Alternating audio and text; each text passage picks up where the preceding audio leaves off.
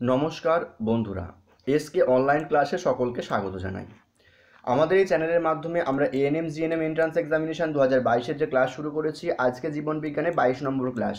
এর আগে অলরেডি জীবন বিজ্ঞানে 21টি ক্লাস হয়ে গেছে। যারা ক্লাসগুলো এখনও দেখোনি, ডিসক্রিপশন বক্সে সেই ক্লাসের লিঙ্ক দেওয়া আছে, সেখান থেকে তোমরা আগের ক্লাসগুলো দেখে নিতে পারো। আজকে আমরা এই ভিডিওর মাধ্যমে মূলত স্নায়ুতন্ত্র থেকে ক্যাটাগরি 2 টাইপের যে ধরনের তোমাদের প্রশ্ন আসবে সেই ধরনের প্রশ্নগুলো এখানে আলোচনা করব। আজকে তোমাদের ক্যাটাগরি 2 টাইপের প্রশ্নের স্পেশাল ক্লাস। আজকে স্নায়ুতন্ত্রের 3টে পর্ব, অলরেডি 2টো পর্ব হয়ে গেছে। যারা ক্লাসগুলো দেখোনি, তোমরা ডেসক্রিপশন বক্স থেকে ক্লাসগুলো দেখে নিতে পারো। এছাড়া তোমরা যদি ফ্রি মক টেস্ট দিতে চাও, ডেসক্রিপশন বক্সে আমাদের টেলিগ্রাম গ্রুপের লিঙ্ক দেওয়া আছে, সেখান থেকে তোমরা টেলিগ্রাম গ্রুপে জয়েন হয়ে নাও। প্রত্যেকদিন সন্ধ্যাবেলা তোমাদের ফ্রি মক টেস্ট নেওয়া হয়। চলো আজকের ক্লাসটি শুরু করা যাক। দেখো, আজকে তোমাদের আমি বললাম আজকে ক্যাটাগরি 2 টাইপের স্পেশাল ক্লাস। চলো প্রথম প্রশ্নটা আমরা দেখে নিই। যারা এর আগে আমাদের ক্যাটাগরি 2 টাইপের প্রশ্নগুলো আলোচনা দেখেছে তারা সকলেই জানেন কিভাবে তোমাদের ক্যাটাগরি 2 টাইপের প্রশ্নগুলো পরীক্ষার হলে তোমাদের সমাধান করতে হবে। দেখো, তোমাদের এই যখন ক্যাটাগরি 2 টাইপের প্রশ্নগুলো সমাধান করবে তখন তোমাদের একটা কথা বলে দিই, তোমরা কিন্তু যে অপশান 4টে দেওয়া থাকবে সেই অপশানগুলো কিন্তু তোমরা ভালো করে পড়বে। অপশানগুলো ভালো করে না পড়লে কিন্তু তোমরা এই উত্তরগুলো করতে পারবে না, আমি তোমাদের বারবার করে বলছি। দেখো, প্রথম প্রশ্নটা কি বলছে, স্নায়ুতন্ত্র সম্পর্কে নিজের কোন তথ্যটি সঠিক। আগে জানতে হবে কিন্তু আমাদের স্নায়ুতন্ত্র জিনিসটা কি সেটা জানতে হবে। আমি তোমাদের একটু সংক্ষেপে সেই জিনিসটা বলে দিই, তারপর আমি এই প্রশ্নের উত্তরটা তোমাদের করছি। দেখো, স্নায়ুতন্ত্র কাকে বলে। স্নায়ুতন্ত্র হচ্ছে স্নায়ুকোষ দিয়ে গঠিত যে তন্ত্রের সাহায্যে প্রাণীদেহের উদ্দীপনা গ্রহণ, উদ্দীপনা ছাড়া দিয়ে পরিবেশের সঙ্গে সামঞ্জস্য রক্ষা এবং দেহের বিভিন্ন যন্ত্রতন্ত্রের মধ্যে সমন্বয় সাধন করে তাকে বলবো আমরা স্নায়ুতন্ত্র বলবো। তাহলে স্নায়ুতন্ত্র থেকে আমরা কি পয়েন্ট পাচ্ছি। প্রথম পয়েন্ট হচ্ছে এটা স্নায়ুকোষ নিয়ে গঠিত হবে। 2 নম্বর পয়েন্ট হচ্ছে উদ্দীপনা গ্রহণ করবে। 3 নম্বর পয়েন্ট হচ্ছে উদ্দীপনায় সাড়া দেবে। 4 নম্বর পয়েন্ট হচ্ছে পরিবেশের সঙ্গে বা দেহের বিভিন্ন অঙ্গ বা প্রত্যঙ্গের সঙ্গে কি বলবে, সামঞ্জস্য রক্ষা করবে। দেখো, এবার আমরা অপশানগুলো দেখে নিই। আমাদের অপশান এ কি বলছে, স্নায়ুকোষ দ্বারা গঠিত, একদম ঠিক। অপশান বি বলছে উদ্দীপনা গ্রহণ করবে, এটাও ঠিক। অপশান সি বলছে উদ্দীপনায় সাড়া দেবে, এটাও ঠিক, এবং দেহের মধ্যে সামঞ্জস্য রক্ষা করবে বা পরিবেশের মধ্যে সামঞ্জস্য রক্ষা করবে, এটাও কিন্তু ঠিক। তাহলে আমাদের রাইট অ্যান্সার হয়ে যাবে, তবে এ বি সি ডি 4টি হয়ে যাবে ঠিক। তাহলে আমাদের 4 নম্বর অপশানটা কি আছে, অল রাইটস, এটা কিন্তু আমাদের সঠিক উত্তর হয়ে যাবে। বোঝা গেল। চলো পরবর্তী প্রশ্নটা দেখিনি। 2 নম্বর প্রশ্ন কি বলছে। 2 নম্বর প্রশ্ন দেখা কি বলছে, স্নায়ুতন্ত্রের কাজ এর পর্যায় অনুযায়ী সাজাও। ঠিক আছে, কোন কাজটা মানে পর্যায় অনুযায়ী কোনটা প্রথমে হয়, দ্বিতীয় হয়, তৃতীয় হয়, চতুর্থ হয়, এই পর্যায় অনুযায়ী এটা সাজাতে বলেছে। আমি তোমাদের সংক্ষেপে একটা বলে দিচ্ছি। দেখো, প্রথম কাজ কি হবে, স্নায়ুতন্ত্রের প্রথম কাজ হচ্ছে উদ্দীপনাটাকে গ্রহণ করবে। 2 নম্বর কাজ হচ্ছে সেই উদ্দীপনাটাকে কেন্দ্রীয় স্নায়ুতন্ত্রে প্রেরণ করবে। 3 নম্বর কাজ হচ্ছে কেন্দ্রীয় স্নায়ুতন্ত্র থেকে যে আদেশটা আসবে, যেখানে কাজ মানে উদ্দীপনাটা উৎপন্ন হয়েছিল সেখানে আদেশটা প্রেরণ করবে। আর 4 নম্বর হচ্ছে সেই উদ্দীপনার রেসপেক্টে কিন্তু কাজটা সম্পন্ন করবে। বোঝা গেল। তাহলে অপশান মানে আমাদের 1 নম্বর কাজ কী হবে, উদ্দীপনা গ্রহণ। 2 নম্বর হচ্ছে সেই উদ্দীপনাটাকে কেন্দ্রীয় স্নায়ুতন্ত্রে প্রেরণ করবে। 3 নম্বর হচ্ছে কেন্দ্রীয় স্নায়ুতন্ত্র থেকে আদেশটা কাজের যেখানে উৎপন্ন হয়েছিল বা ক্রিয়াটা যেখানে উৎপন্ন হয়েছিল সেখানে প্রেরণ করবে। 4 নম্বর হচ্ছে কাজ সম্পন্ন করবে। এবার চলো অপশানগুলো দেখে নিই কী আছে। দেখো, অপশান এ বলছে উদ্দীপনায় গৃহীত উদ্দীপনা স্নায়ুতন্ত্রে প্রেরণ করবে না। প্রথম কাজ কি, উদ্দীপনা গ্রহণ করবে, তাহলে এটা হয়ে যাবে আমাদের 1 নম্বর কাজ। ঠিক আছে। 2 নম্বর কাজ কি হচ্ছে, উদ্দীপনা গ্রহণ তো হয়ে গেল, তারপর কি সেই উদ্দীপনাটাকে কেন্দ্রীয় স্নায়ুতন্ত্রে প্রেরণ করতে হবে। গৃহীত উদ্দীপনা স্নায়ুকোষে প্রেরণ করবে, এটা হচ্ছে আমার 2 নম্বর কাজ হয়ে গেল। 3 নম্বর কাজ কি হচ্ছে, আদেশটা স্নায়ুকেন্দ্র থেকে ক্রিয়াস্থানে প্রেরণ করবে, তাহলে এটা আমাদের 3 নম্বর কাজ হয়ে গেল। আর 4 নম্বর কাজ কি হবে, কাজটা সম্পন্ন করবে। বোঝা গেল। তাহলে আমাদের দেখো সিরিজটা কিরকম হবে, বি এ ডি সি। দেখো, বি এ ডি সি কোথায় আছে, দেখো B A D C option 3 নম্বর আছে, তাহলে 3 নম্বরটা হচ্ছে আমাদের রাইট অ্যান্সার। বোঝা গেল। চলো পরবর্তী প্রশ্নটা দেখে নিই। পরবর্তী প্রশ্ন দেখো কি বলছে, মেনিনজেস সম্পর্কে কোন তথ্যটি সঠিক। আগে মেনিনজেস জিনিসটা জানতো। মেনিনজেস কি, আমি তোমাদের আগের ক্লাসে বলেছিলাম, মেনিনজেস হচ্ছে মস্তিষ্ক এবং সুষুম্না কাণ্ড যে আবরণী দ্বারা গঠিত তাকে মেনিনজেস বলা হয়, এবং এই মেনিনজেস হচ্ছে ত্রিস্তরীয় পর্দা দ্বারা গঠিত। ঠিক আছে। তাহলে এবার চলো অপশানগুলো দেখে নিই। কি বলছে, মস্তিষ্ক এবং সুষুম্না কাণ্ডের আবরণীকে মেনিনজেস বলে, একদম ঠিক। 2 নম্বর অপশান কি বলছে, দেখো অপশান বি কি বলছে, 3টি স্তর দ্বারা গঠিত, একদম ঠিক। 3 নম্বর এবং 4 নম্বর অপশান থেকে কি বলছে, অপশান সি এবং ডি হচ্ছে 2টি স্তর দ্বারা গঠিত এবং 1টি স্তর দ্বারা গঠিত। না, এটা হবে না, এই দুটোই আমাদের হবে না। তাহলে অপশান এ এবং বি হয়ে যাবে সঠিক। দেখো অপশান বি এ এবং বি কোথায় সঠিক আছে, 2 নম্বর অপশানে, অপশান এ এবং বি সঠিক। বোঝা গেল। চলো পরবর্তী প্রশ্ন এবং 4 নম্বর প্রশ্নটা দেখে নিই। কি বলছে, বলছে স্নায়ুতন্ত্রের গঠনমূলক উপাদানগুলি কি কি। আমি তোমাদের বলেছিলাম স্নায়ুতন্ত্রের গঠনমূলক উপাদান কতগুলি আছে, 2টো আছে। কি কি আছে, একটা হচ্ছে নিউরন বা স্নায়ুকোষ, আর 2 নম্বর কি হচ্ছে, 2 নম্বর হচ্ছে তোমার, এটা 1 নম্বর হবে। আর 2 নম্বর কি হচ্ছে, 2 নম্বর হচ্ছে নিউরোগ্লিয়া বা ধারণ কোষ। তোমাদের একটা কথা বলে দিই, এই নিউরোগ্লিয়াটা কখন উৎপন্ন হয় জানো, যখন নিউরন বা স্নায়ুকোষের মৃত্যু হয়ে যায় বা নিষ্ক্রিয় হয়ে যায়, সেই স্থানটা কিন্তু এই নিউরোগ্লিয়া দখল করে নেয়। ঠিক আছে, তাহলে তোমাদের এই ধরনেরও কিন্তু প্রশ্ন আসতে পারে যে নিউরোগ্লিয়া কখন উৎপন্ন হয় বা নিউরোগ্লিয়া কার স্থান দখল করে, সেটা যে নিউরন বা স্নায়ুকোষের যখন মৃত্যু হয় অথবা নিষ্ক্রিয় হয়ে যায় তখন কিন্তু সেই নিউরন বা স্নায়ুকোষের অংশটা কিন্তু এই নিউরোগ্লিয়া দখল করে নেয়। ঠিক আছে, তাহলে দেখো এখানে অপশানগুলো এবার দেখিনি। অপশান এ হচ্ছে নিউরন বা স্নায়ুকোষ নিয়ে গঠিত, অপশান বি হচ্ছে নিউরোগ্লিয়া বা ধারণকোষ নিয়ে গঠিত। তাহলে এ এবং বি হয়ে যাবে সঠিক। তাহলে এর মধ্যে অপশান 3 নম্বর অপশান কি আছে, এ এবং বি সঠিক। বোঝা গেল? চলো পরবর্তী প্রশ্ন 5 নম্বর প্রশ্নটা দেখে নি কি আছে। 5 নম্বর প্রশ্ন বলছে স্নায়ুতন্ত্রের কার্যমূলক উপাদানগুলি কি কি। আমরা গঠনমূলক উপাদানগুলো বললাম দুটো, কার্যমূলক উপাদান আমি তোমাদের বলে দিই 3টে। কি কি দেখো, এখানে দেখো অপশানগুলো দেখানো তাহলে হয়ে যাবে। এখানে দেখো সহজেই কিন্তু তোমরা উত্তর করতে পারবে। নিউরোগ্লিয়া কি স্নায়ুতন্ত্রের কার্যমূলক একক? না, গঠনমূলক একক। তো তাহলে বাকি 3টে গ্রাহক, বাহক এবং কারক হয়ে যাবে আমাদের right answer. Option B C হয়ে যাবে রাইট। এবার তোমাদের আমি এখানে একটা কথা বলে দিই যেটা তোমাদের বুঝতে সুবিধা হবে। দেখো তোমাদের কিন্তু ডাইরেক্টলি এখানে গ্রাহক, বাহক বা কারক এই 3টে নাম নাও থাকতে পারে। এই 3টের কিন্তু অল্টারনেটিভ নাম আছে। দেখো গ্রাহককে আমরা কি বলি, গ্রাহকের আর একটা নাম হচ্ছে কিন্তু আমাদের রিসেপ্টর। কি? রিসেপ্টর। বাহকের আর একটা নাম হচ্ছে নিউরন, আর কারকের আর একটা নাম হচ্ছে ইফেক্টর। তোমাদের এই 3টে নাম কিন্তু ভালো করে মনে রাখতে হবে। গ্রাহককে কি বলবো? গ্রাহককে বলবো রিসেপ্টর, বাহককে বলবো নিউরন এবং কারককে বলবো ইফেক্টর। তাহলে বি সি এবং ডি হয়ে যাবে আমাদের রাইট অ্যান্সার। দেখো 3 নম্বর অপশানটা কি আছে, বি সি এবং ডি হচ্ছে রাইট। বোঝা গেল? চলো পরবর্তী প্রশ্নটা দেখে নি কি আছে। 6 নম্বর প্রশ্নটা কি বলছে দেখো। দেখো 6 নম্বর প্রশ্নটা কি বলছে। 6 নম্বর প্রশ্ন বলছে স্নায়ুতন্ত্রের প্রাথমিক কাজগুলো কি কি। দেখো আমি তোমাদের কাজগুলো সংক্ষেপে কিন্তু বলে দিই। স্নায়ুতন্ত্রের 4টে কাজ কিন্তু অলরেডি আমরা আলোচনা করে নিয়েছি আগের প্রশ্নগুলোতে। 1 নম্বর কাজ কীভাবে উদ্দীপনা গ্রহণ করবে, 2 নম্বর কাজ হচ্ছে সেই উদ্দীপনাটাকে কেন্দ্রীয় স্নায়ুতন্ত্রে প্রেরণ করবে, 3 নম্বর কাজ হচ্ছে কেন্দ্রীয় স্নায়ুতন্ত্রকে আদেশটাকে কাজের জায়গায় প্রেরণ করবে, 4 নম্বর হচ্ছে কাজ সম্পন্ন করবে। এছাড়া কিন্তু আরও দুটো স্নায়ুতন্ত্রের মেন কাজ আছে, তোমরা ভালো করে জেনে নাও। 5 নম্বর কাজ কি হবে, 5 নম্বর কাজ হচ্ছে বিভিন্ন গ্রন্থির ক্ষরণ কিন্তু স্নায়ুতন্ত্র নিয়ন্ত্রণ করে, এবং 6 নম্বর কাজ হচ্ছে বিভিন্ন পেশির সংকোচন কিন্তু নিয়ন্ত্রণ করে। ঠিক আছে, 5 নম্বর এবং 6 নম্বর কাজটা বুঝতে পারলে। 5 নম্বর কাজ কি, বিভিন্ন গ্রন্থির ক্ষরণ নিয়ন্ত্রণ করে, এবং 6 নম্বর হচ্ছে পেশির সংকোচন নিয়ন্ত্রণ করে। স্নায়ুতন্ত্রের কাজগুলো বুঝতে পারলে এবার চলো আমরা অপশানগুলো দেখে নিই। উদ্দীপনা গ্রহণ করে একদম ঠিক, গৃহীত উদ্দীপনা স্নায়ু কেন্দ্রে প্রেরণ করা একদম ঠিক।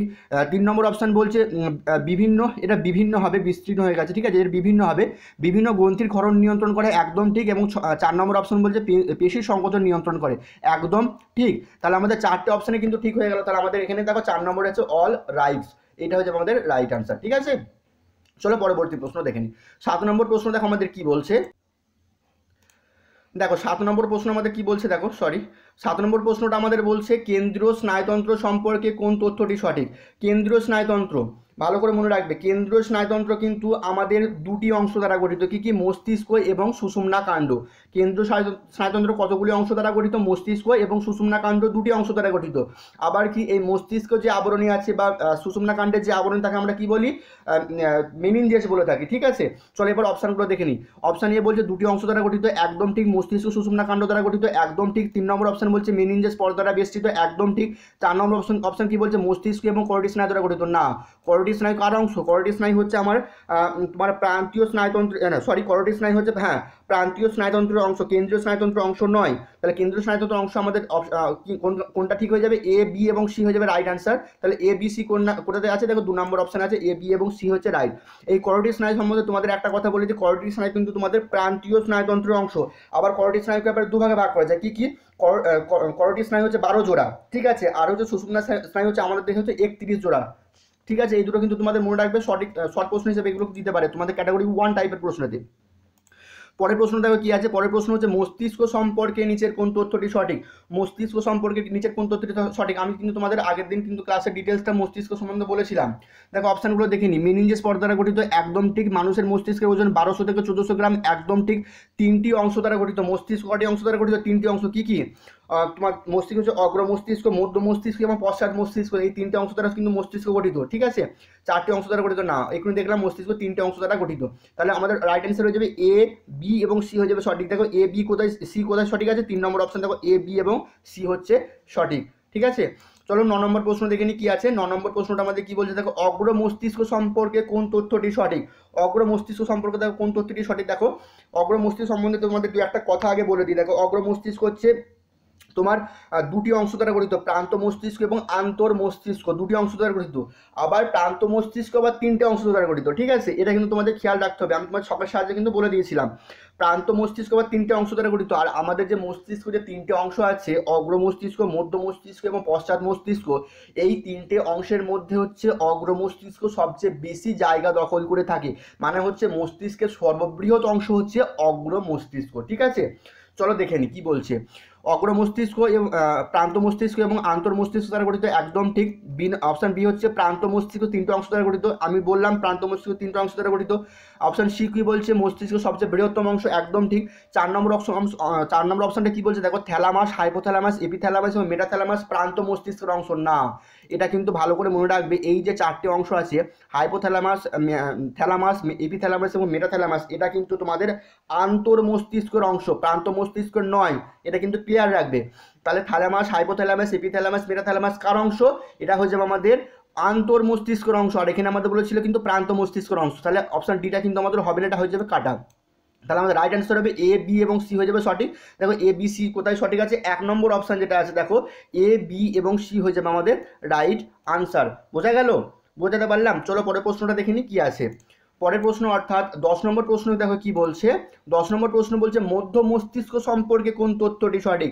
দেখো তোমাদের একটা কথা বলে দিই, মধ্য মস্তিষ্ক কিন্তু দুটি অংশ দ্বারা গঠিত, একটা হচ্ছে টেকটাম আর একটা হচ্ছে সেরিব্রাল পেডানকল, ঠিক আছে, টেকটাম এবং সেরিব্রাল পেডানকল। তোমাদের যদি এই ধরনের অপশান থাকে, ঠিক আছে, তাহলে কিন্তু তোমাদের কিন্তু সহজ হবে। কিন্তু যদি আমি আগের যে প্রশ্নগুলো করালাম সেগুলো যদি থাকে, তাহলে সেক্ষেত্রে কিন্তু তোমাদের প্রবলেম হবে। দেখো এই ক্ষেত্রে দেখো আমি প্রথমেই অপশানটা পেয়ে যাচ্ছি, দেখো টেকটাম এবং সেরিব্রাল পেডানকল দ্বারা গঠিত, একদম ঠিক। যখন আমাদের একটা ঠিক হয়ে গেল, কিন্তু বাকিগুলো দেখার দরকার নেই ক্ষেত্রে, কারণ লাস্ট অপশানটা দেখি ওপরে কোনোটি সঠিক নয়, ওপরে অলরেডি কিন্তু আমি একটা সঠিক পেয়ে গেছি, তাহলে আমাদের অপশান হয়ে যাবে এ, অপশান এ হয়ে যাবে আমাদের রাইট আনসার। বোঝাতে পারলাম কীভাবে করবে এগুলো? চলো 11 নম্বর প্রশ্নটা দেখে নিন। দেখো আবার এই ধরনের প্রশ্ন হলে কী করবে, দেখো কী বলছে, উপরে সবকটি সঠিক, তার মানে কিন্তু আমাদের উপরে সবকটি কিন্তু পড়তে হবে, ঠিক আছে। এই ছোটো ছোটো ট্রিক্সগুলো কিন্তু তোমাদের মাথায় থাকতে হবে পরীক্ষার হলে, তাহলে কিন্তু তোমাদের দেখবে অ্যান্সার করা খুব সহজ হয়ে যাবে। 11 নম্বর প্রশ্ন কি বলছে, গুরু মস্তিষ্ক সেরিব্রাল কর্টেক্স সম্বন্ধে কোন, গুরু মস্তিষ্ক বা হবে এখানে, ঠিক আছে, এখানে একটা বা দিয়ে নেবে। গুরু মস্তিষ্ক বা সেরিব্রাল কর্টেক্স সম্পর্কে কোন তথ্যটি সঠিক। দেখো সেরিব্রাল কর্টেক্স আমাদের কি কাজ করে, মেন কাজটা করে হচ্ছে আমাদের যে বুদ্ধি, চিন্তা এবং স্মৃতিশক্তি সেগুলো কিন্তু নিয়ন্ত্রণ করে কিন্তু আমাদের সেরিব্রাল কর্টেক্স। এছাড়া হচ্ছে মস্তিষ্কের সবচেয়ে গুরুত্বপূর্ণ অংশ কিন্তু আমাদের সেরিব্রাল কর্টেক্স বলা হয়। তুমি একটা জিনিস ভাবো, আমাদের প্রাণীদের মধ্যে যদি বুদ্ধি, চিন্তা এবং স্মৃতি এই তিনটে না থাকে, তিনটে যদি না নিয়ন্ত্রণ হয়, তাহলে কি সে আমাদের মানুষের স্বাভাবিক অবস্থা থাকবে না, তাহলে স্বাভাবিক ভারসাম্য হারিয়ে ফেলবে। তাহলে এই যে তিনটে যে নিয়ন্ত্রণ করে তাকেই তো আমরা বলবো গুরুত্বপূর্ণ অংশ, ঠিক আছে, তাহলে হলো। আর এই যে সেরিব্রাল কর্টেক্স সেটা যে ধূসর পদার্থ দ্বারা গঠিত হয়। এবার চলো তো আমি দেখিনি, তাহলে কি বললাম, সেরিব্রাল কর্টেক্স তোমার কী কাজ করে, প্রাণীদের বুদ্ধি, চিন্তা এবং স্মৃতি নিয়ন্ত্রণ করে, মস্তিষ্ক সবচেয়ে গুরুত্বপূর্ণ অংশ এবং ধূসর পদার্থ দ্বারা গঠিত।